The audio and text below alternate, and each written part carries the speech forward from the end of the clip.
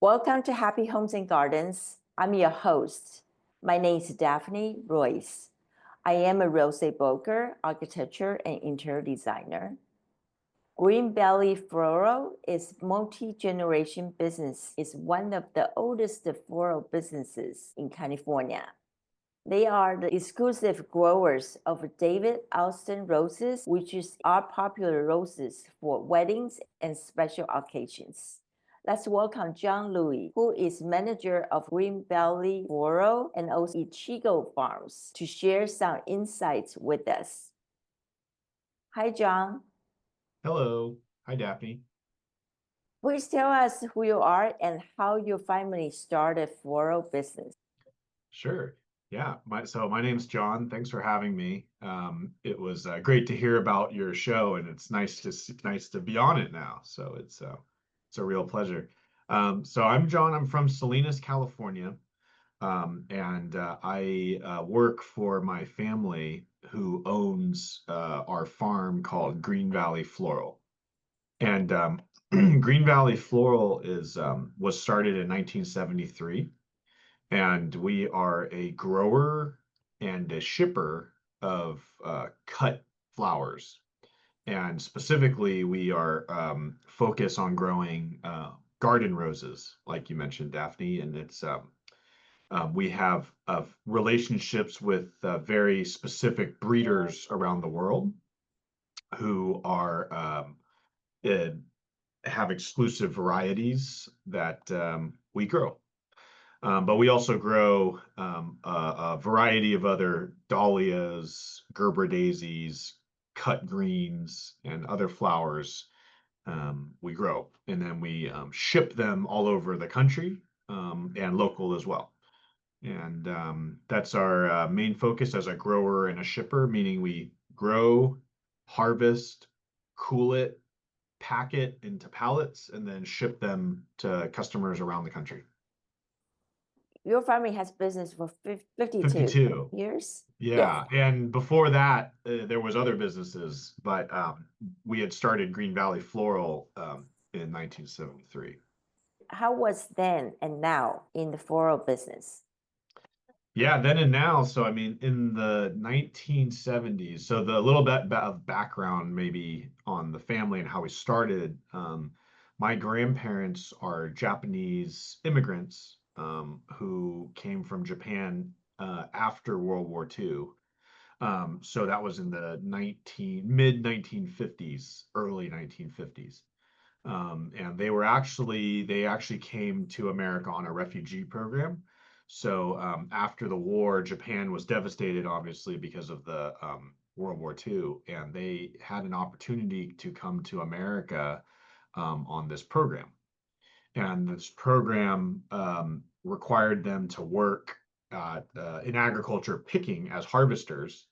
And agriculture is typically one of the industries that most like new immigrants are able to easily work in because even if you don't speak the language, you can still work in agriculture, or you don't necessarily have to speak English and whatnot. So they had worked there for a number of years before saving enough money to buy their own farmland in Salinas and to start a farm. So that's a little bit of history of how we kind of ended up farming, was working as farm workers, my grandparents, and then eventually saving enough money to buy their own land to build their own farm. And in the 1960s is when that happened. And then 1973, they officially started Green Valley Floral At uh, the same location? at the same location. Yep. And then we've acquired other locations as well. But this for Green Valley Floral, like our main offices and packing and cooling operations are all at one main location where they started. And then Wow. so that's kind of and then so that's your question about how they started is being that they didn't speak the language and neither of them had much education back in Japan.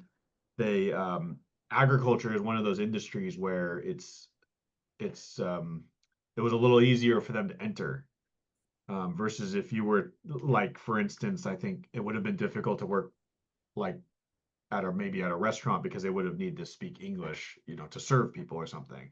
So versus like in the field or growing plants, the plants spoke the same language as they did in Japan. They, needed water, needed fertilizer, and things like that. And that's what my grandparents knew. So they were able to do that in America.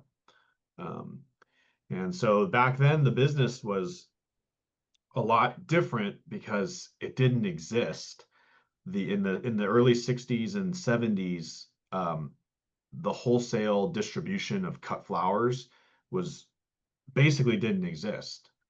Now, 50 years later, of course, it's an international, industry where we're shipping flowers from all over the world because of airplanes and refrigerated trucks, the internet, communication on email. In the 60s and 70s, that none of that existed. I mean, they had phones, but it was, limited phone calls. They charged by the minute to call people, or, they may have had faxes. I don't even think they had fax machines back then.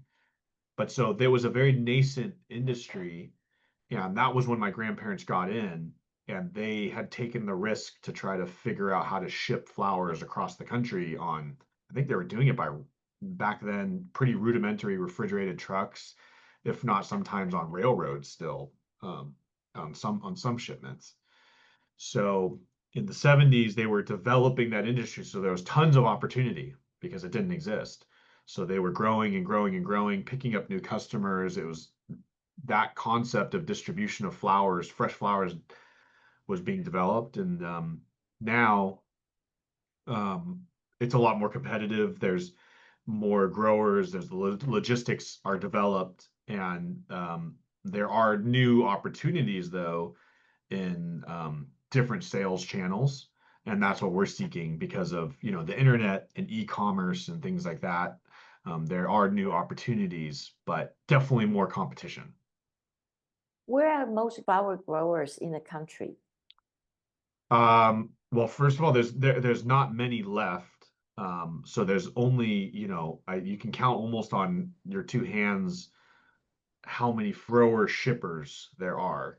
And I'd say the majority of them are on the West Coast, Okay. because our growing weather and our distribution networks are more consistent in the West Coast. So weather-wise, labor availability, things like that. But there is very, very few. I mean, very, very few left. One of the main reasons we do is the country imports over 80% of cut flowers from South America.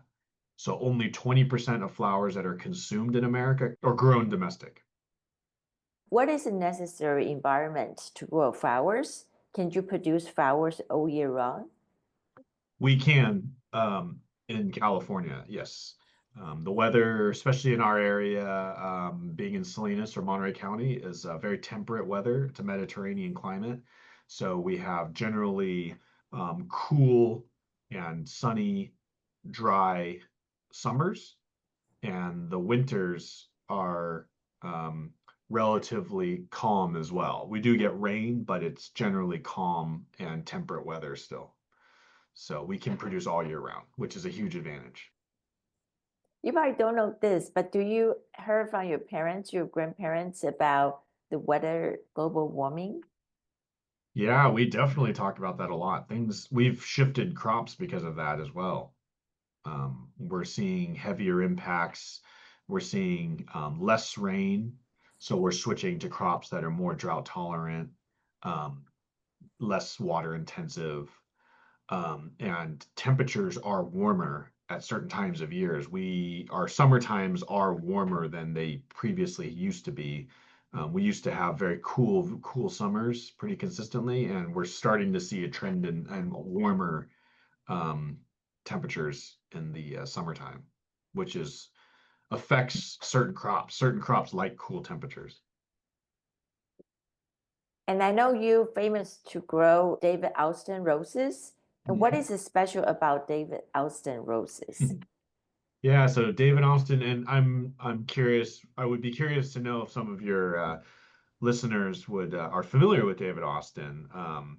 But David Austin is most famously known for his Bush garden rose line. And David Austin's a very famous English garden rose breeder who's family has mostly focused on the residential garden bush that you would plant in your backyard. And they developed really beautiful, fragrant varieties that have the old world look, is what we would call it. So if you would imagine a big multi-petaled, fragrant garden rose that just looks like incredible. It's this big and blooms just enormously. Um, those are what his main focus has been in his history. But after many years of people getting to know these garden rose bushes or knowing that grandma had a David Austin, garden rose bush, a lot of people started to want them in events and weddings and in their home vases and things like that, right? So we're switching into something where we consider like a cut flower. So saying that, they wanted to cut the flower, put it into a bouquet and have it for their wedding. But the challenge is that a lot of those garden rose bush varieties are not bred for like, shipping and handling and vase life. So David Austin started another section of his business of breeding cut flower variety garden roses. So they were all of the similar qualities, so multi-petaled, multi-heart, big, fragrant garden rose varieties, but they were bred more to last longer in the vase and to handle shipping, to handle being worked with, having straighter stems and things like that. So that's what we grow is his cut flower varieties. And those are very unique because they've become very popular in weddings and events and very high-end kind of palettes and things like that. Do they last longer than regular roses? They don't last longer than like a hybrid tea, but they would last longer than the varieties that are in your backyard.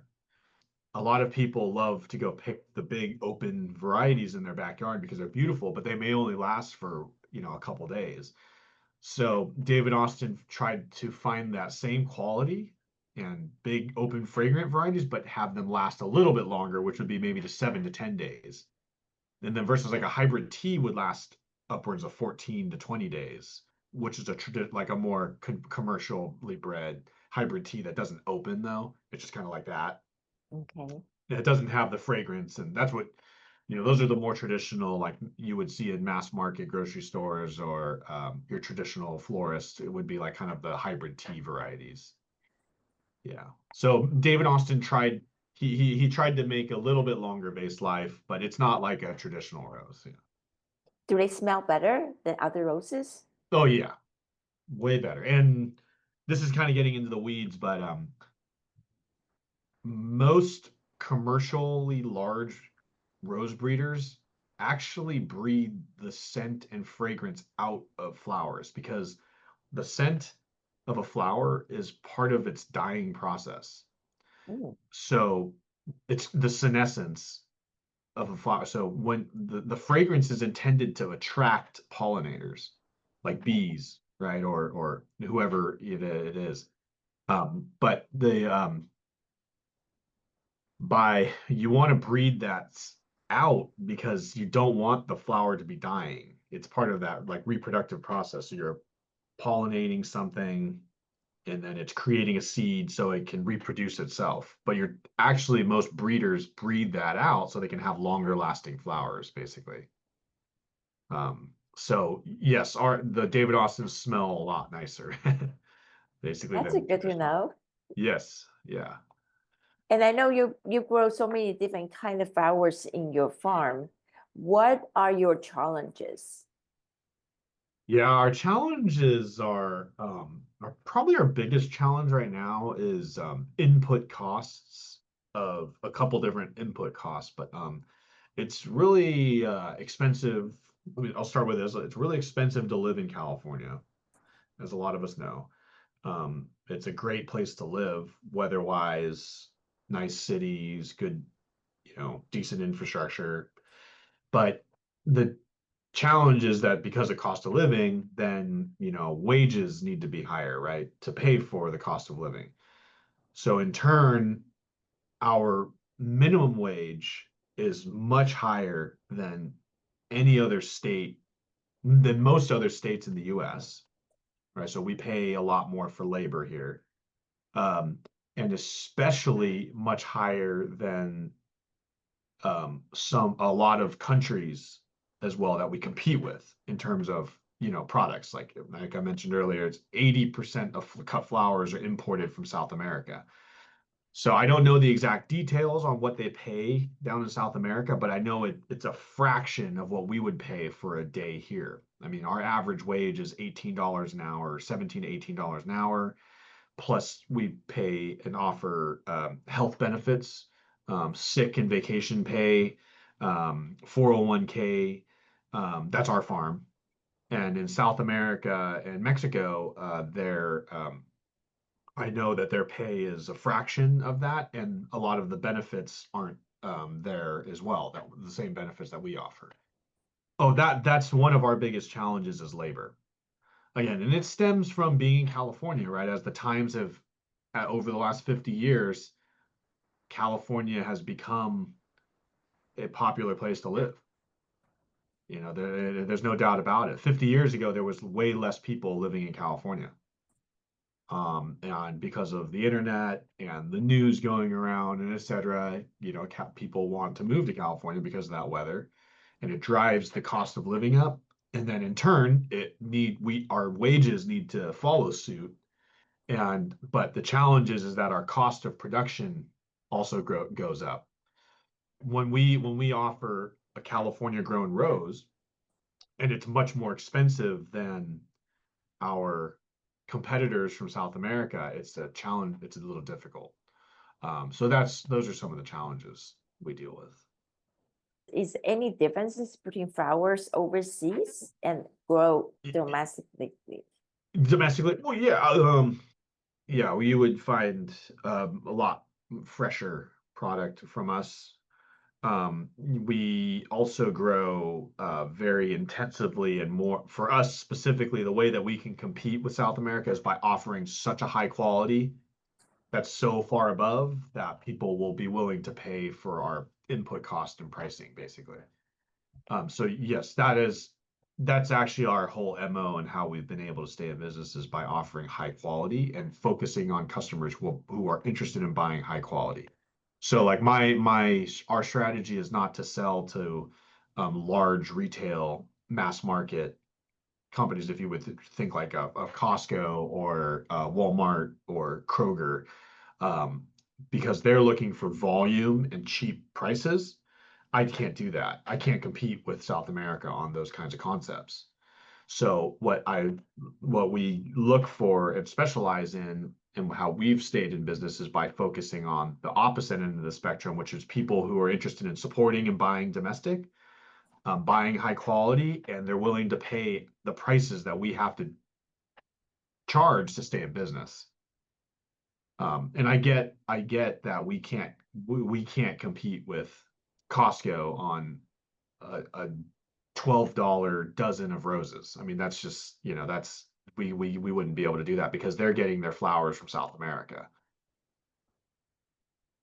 And so for consumers, what can we do to cause fresh cut flowers last longer?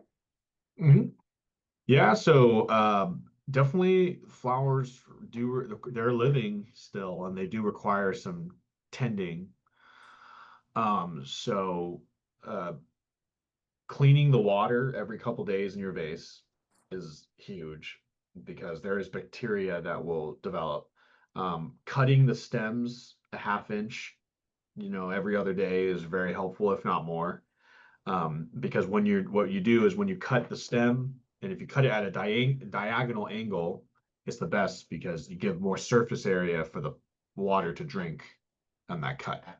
But you're basically creating a fresh cut so that the flowers can drink more water.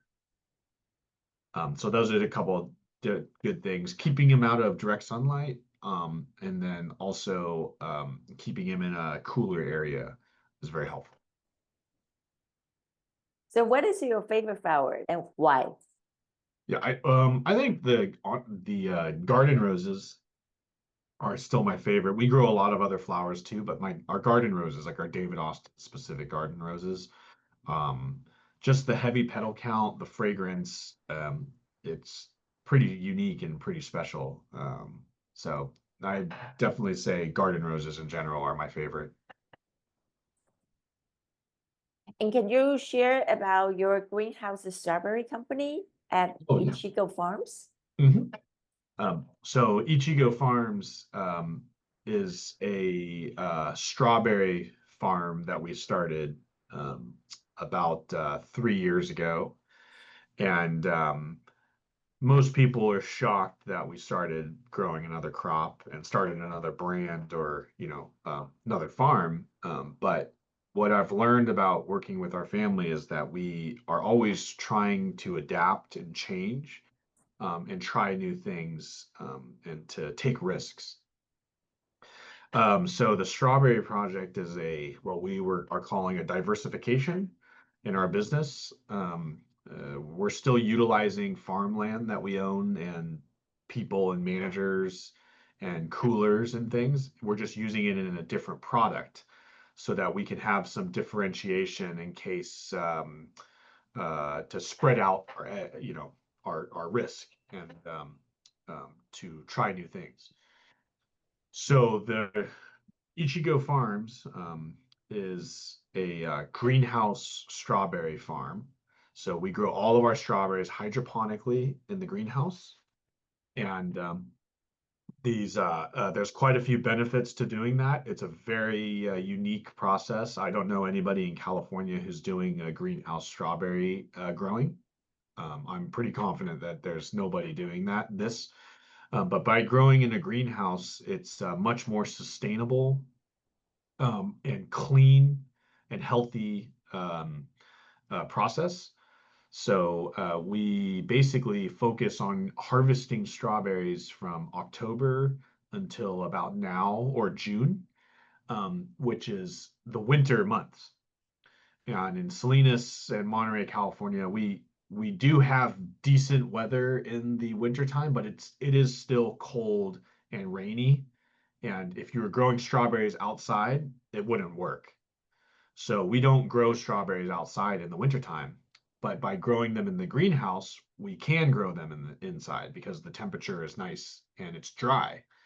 So what we offer is local high quality strawberries in the middle of wintertime.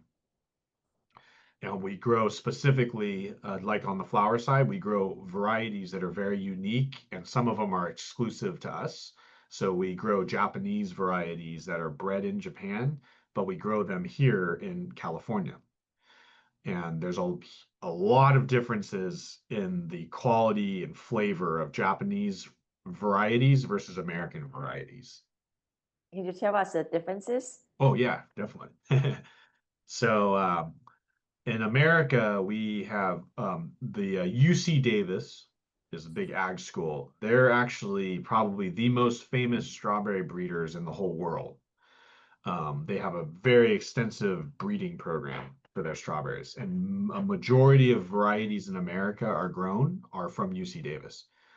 But in America, their priority of breeding was for shelf life and size of berry and production per acre. So because these growers are focusing on selling to Walmart and Costco's where margin is really important, right? We're trying to provide the cheapest, the most economical berry that can ship and stay the longest shelf life. Um, but as a result, a lot of these berries have lost flavor and texture and color because you lose that when you're trying to breed a long shelf life berry. Because when we grow berries in California, you don't know if the berries are going to stay in California or if they're going to get shipped to New York or Florida. So those berries have to be able to last a 5 to 7 day truck ride, which is a long distance. So in Japan, the country is so small that they can ship to all their different parts of Japan within 24 hours because it's a much smaller country than America. America is so big, there's, huge, huge distance. So in Japan, because their logistics are easier, and also the culture in Japan is much more quality oriented, So um, the breeders in Japan, the strawberry breeders, they wanted to focus more on flavor and color and texture and less so on shelf life and size and production per acre. So that's the differences. American varieties are much more geared towards ultimate efficiency, production, and shelf life and size. And in Japan, it's a lot more focused on flavor, aroma, texture, and color. And that's the biggest differences. So our varieties will be, I guarantee, the sweetest, best flavor and best textured strawberries you will ever have in your life. You would never be able to find these in a grocery store from a field grown. And those are the differences. Where can people find your strawberries? Good question. It's sometimes a question I have to ask myself because it's a new project for us, and something that we're trying to be better about is the sales and marketing side. We are very good at farming, but the sales and marketing side is sometimes a little bit of a thing we're still learning about. So we currently sell to a number of family-owned grocery stores in the Bay Area. And if you visit us on Instagram, there is some information about the limited releases that happen throughout the Bay Area. And it would give you some more information, but um, I'm not sure exactly where all your listeners are based. Is there a specific area your listeners are based, maybe, or kind of all throughout the Bay Area? Throughout the Bay Area. Throughout the Bay Area. Okay. So what I would say is if you could try to visit your local family stores. So I can throw out a few names here, but like Buy Right Supermarkets, Diablo Foods in Lafayette is great. Osaka Marketplace is there in Fremont. Zanotto's, Bianchini's. Some of these stores are pretty consistently receiving our berries. And then what I would recommend is if you can take into the store maybe Ichigo Farms and ask the produce department, then maybe if they don't have them, they would call us and then they would ask for our berries. So would you consider your strawberries organic strawberries? Yeah, so we have our pest control.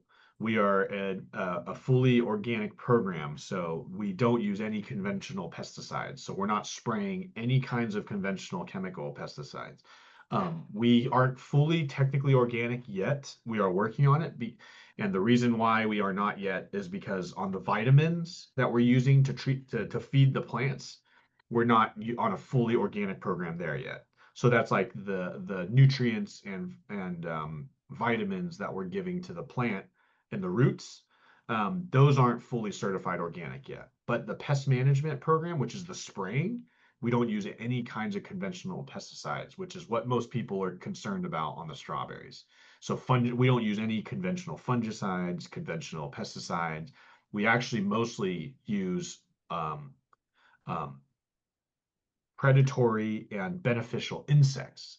So if you think of like ladybugs or Swarovski mites or Persimmilus, those are all good beneficial insects that eat the bad bugs. And that's how we control and we can do like a clean organic pest program. And you mentioned you have the hydroponic system, and that means less water and no soil. Am I correct? Yeah, that's great. Yeah, so all of our flowers and strawberry products are all grown hydroponically, which is in a raised pot. In It's technically a soilless medium, so we grow in recycled coconut husk. So if you think about the coconut husk water, like the water industry, the coconut water industry, what they do with that coconut husk, once they pour the water out, they shred it up, and we actually grow in that stuff. Hmm. So that material is it's it's a great mixture for the roots to be growing in. And then we provide the water to those pots. And then the pots actually have holes in the bottom of them. And the excess water that we don't use, we collect it in a gutter and we reuse it on the plants. Okay. So it's very, very water conscious. We have zero water runoff on the farm. Where do you get those coconuts? I think we're getting them from Mexico, so they have a lot of coconut production there, and then we bring it in, and then we use redwood core, which is in Santa Cruz area. There's a lot of redwood lumber production, and the byproduct is sawdust, like redwood sawdust, and we also mix that in, so that's local. And then Got we it. also reuse this material as well. So all that material, when it's done, we take it out and we sterilize it with steam, like hot steam, and then that cleans it, and then we reuse it. So that's a nice sustainable system as well. And what is the relationship between Farm Bureau and local growers? Yeah, so Farm Bureau is a great program that provides a few different things to farmers. One thing is support on and a voice for farmers when it comes to either community engagement or politics. So if there's legislation coming up and things like that, sometimes like I'd say a lot of the times I don't have the time to necessarily maybe go to Sacramento to talk about legislation that may be coming up impacting us. I can tell you for sure I don't have the time for that, even though it might be important. But Farm Bureau serves a lot of times as a way to congregate or collaborate with farmers to discuss legislation, provide us with information about what may be coming down the pipeline, or asking us opinions and how we would react to it. And then they would be sometimes speaking on behalf of us. Other ways is providing us resources. So maybe there's grants available or there's projects coming down the pipeline available in the government or through other organizations that we don't know about, but the farm bureaus a lot of times compile that kind of information and download it to us in newsletters or meetings. And then another big one for I think is community. The Farm Bureau provides community and networking to learn from other farmers who are in the Farm Bureau and members of the Farm Bureau. So there's a couple different things that are involved in the Farm Bureau. What can people like me do to support local growers like you? Yeah, I'd say one big thing is, I learned this concept in college. It was like this, there was voting with your dollar. I guess I took some political science classes in college, and as one of the most things that impacted my like most resonated with me was this like voting with your decisions or your daily day-to-day decisions, right? So, and in reality, money makes the world go round, right? And it is a big part of it. Money, that's what it comes down to, the bottom line. So this concept that I'd learned was this voting with your dollars. And we were specifically talking about local food systems. And I mean, at the end of the day, if you're going to the grocery store and let's say you're going to the produce department, right? You always see those guys in the produce department who are stocking the shelves, maybe, right? And you go to a lot of the, depending on which grocery stores you're going to, like, let's say you're going to like Osaka Marketplace or like Diablo Foods or something in Lafayette. I guarantee if you go in there, those two grocery stores they're family owned. And if you go there and they are and you ask them questions, they will tell you because the owners care about the local community. I mean, the owners are typically in the store, in the restaurant. I mean, in the store. And if you ask them, hey, I'd like to buy some local things, if it's not already marked, which it probably is marked, like I know for our strawberries, they put signage up that says local, they put a picture of our family and things like that. And I think that would be a pretty good way to do that is going to the store and talking to the produce department, maybe what they have local available, or what might be in season. And then another really, really good one I think is a farmers markets. Because farmers markets are regulated that any vendor that's a California farmers market is regulated by the state and the county um, on what they can sell and what they cannot sell. And everything that they sell, it has to be guaranteed um, grown on their farm um, to be able to partake in the farmers market. So if you go to a registered farmers market, like a county registered farmers market, those farms that are there are certified that they grow what they sell. So that would be probably one of the most sure ways to support local farmers, for sure, farmers markets. I have a question about produce. Always have little tiny stickers and tell you where the produce from. Why Yeah. don't flower doing the same? Why don't they say it's made in California, from Mexico, or somewhere else? So I think what that comes down to this concept, this what we were talking earlier about, like the politics of, things of like Farm Bureau. So when it comes to flowers, let's start with produce. When it comes to produce, there's been a lot of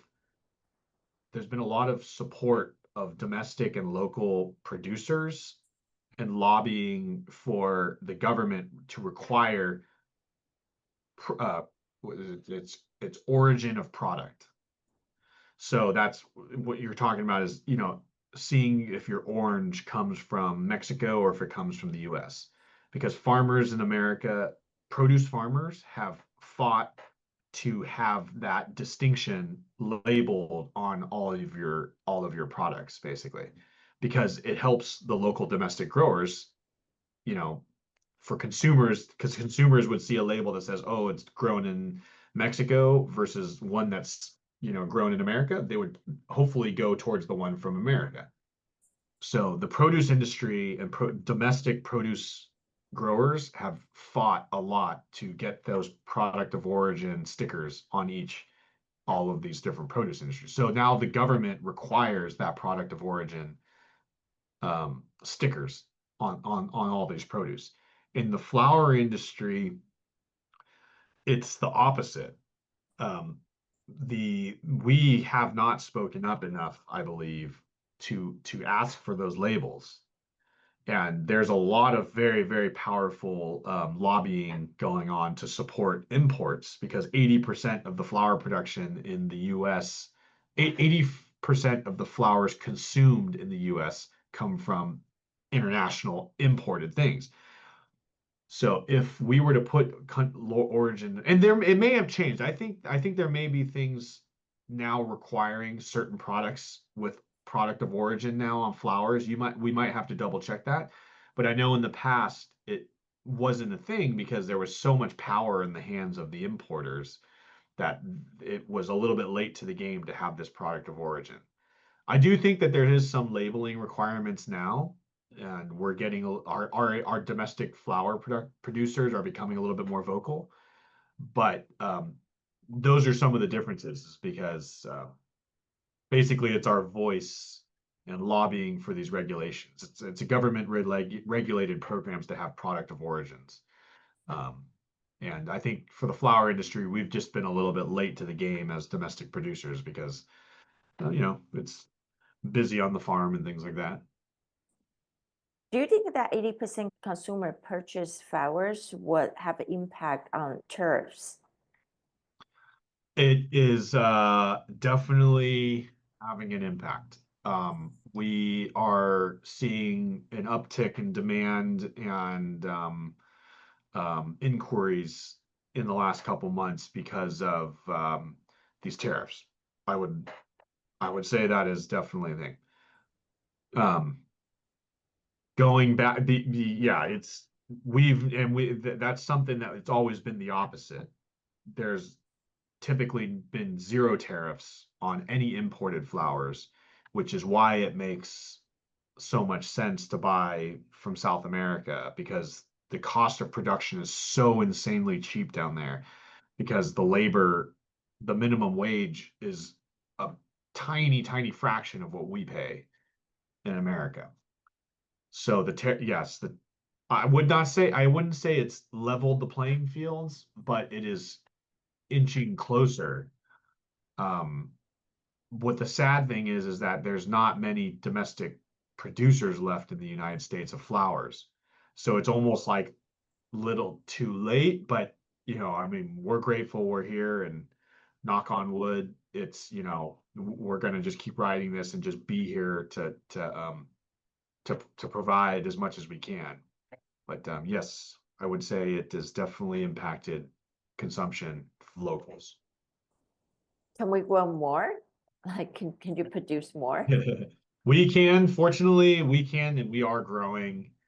Um, I would, if I'm in a very unique situation, I've got 3 generations of knowledge and infrastructure and experience behind me. I'm talking about my parents and my grandparents who have built these businesses and actually all still work in the business. And then we have managers who have been here for over 20 years. You know, we've got packing sheds and coolers. Um, if I were just graduating college and looking to start a farm and looking at what it would take to build a packing shed and build a cooler and purchase farmland compared to what it was 50 years ago, um, it would be pretty daunting. So it's a tough situation. You know, I mean, starting a small business is very difficult nowadays compared to 50 years ago. I mean, I'm just taught, even when you start to think about the details of like pulling a permit to build a building now compared to 50 years ago is a completely different process. There's departments that don't exist that never existed back then, like environmental EPA, departments. And I'm not saying they're wrong. They're bad departments. I'm just saying the process is very much different. And to start a business or to build out something nowadays is completely different. And I would be way overwhelmed, I believe, if I mean, the building I'm sitting in is a 50-year-old packing shed, and with paint and keeping things straight and in good condition. We've been fortunate that this building is still a good building, but to build this same building now, I would have to be a lawyer first of all, probably to just do the paperwork to do the permit. Versus my grandpa didn't. It's a different. It's an interesting conversation what you're asking. Most people that like the development and buildings that are happening now and new businesses that are starting are mostly really large public corporations that have the funding to be able to go through that process. It's very sad for small business owners nowadays to conceptualize building out a business. Most people are relegated to a leasing out where a property developer would potentially build a building out in the concept of leasing out because they have the capital to build out something, and then they would lease out to a small business owner. Which I get that that's the situation now. It's just when I look at things like that's like Amazon is right down the street building out a 6 million square foot building, 6 million square feet. It's 6 stories, and they bought 300 acres of farmland. That's the most valuable land I guarantee in the whole entire world, and they built it in a year like that. I could never, even if it was 100,000 square feet, it would be insane to think that I could be able to do that. It's an interesting like time for people to think about. But that's why it's more important than ever to be supporting small businesses and building out these locals, because the balance is kind of imbalanced now. It's So voting with the dollars and supporting locals who are willing to take that risk, I think, is more important than ever nowadays. Those Amazon buildings used for indoor farming, greenhouses, or they used for the warehouse? Distribution. Yeah, warehouse distribution. Yeah. Okay. So Yes. normal farmland there. No. No, Wow. they took out, I think it ended up being 250 to 300 acres they bought on the outskirts of Salinas. And I used to farm, I used to work for a farm that we farmed that same 300 acres. It was some of the most productive farmland in all of Monterey County. I'm talking like water, the weather, and the soil was this heavy clay, like not heavy clay, it was great organic mattered clay, like just great soil, the best soil in the world. I've traveled all over the world looking at farmland, and this was some of the best farmland you could ever imagine. And yeah, they took it out of production. It's Wow. it's it's Unfortunate. unfortunate, very. And yeah, it's never going to come back. And they're doing the same. There's a lot of residential development. Again, it's yeah, it's that concept of California is a great place to live, but as people move here, you need to develop things to be able to support those communities, right? So if there's a lot of people moving here, well, Amazon's becoming a very um, a part of people's lives. So we need more space to distribute packages and things like that. And that's what they're doing is building that out. So, I don't disagree with that growth and that expansion in these things. It's just something I notice, and that's like, wow, well, how's that? That's 300 acres of lettuce and strawberries that's not going to be produced for the country, and yeah, it's pretty crazy. Um, Yes. Can you tell my listeners where is your website and how can people contact you? Okay, great. Yeah. So you can check out greenvalleyfloral.com. So that's for our flowers. And then we don't have a website for Ichigo Farms yet. Hey, we're actually working on it though. Um, my um, my goal is to have it up soon, but we do have our Instagram for Ichigo Farms. So I don't know if this is it's backwards, but it's Ichigo Farms. Um, So Ichigo Farms. Ichigo. Ichigo What Farms. does it means? What's in Chico means? Ichigo. Ichigo means strawberry in Japanese. Oh, okay. Strawberry farm. Yep. Thank you, Strawberry farm. John. Thank you so much for your time today. That Oh was yeah. a lot of information. Very informative. Yes. Maybe Yeah. too much. No, it's great. I don't know anything about farming. I don't know Yeah. anything about flowers farm, strawberry farms. I have no idea, but this is great. Great information. Yeah.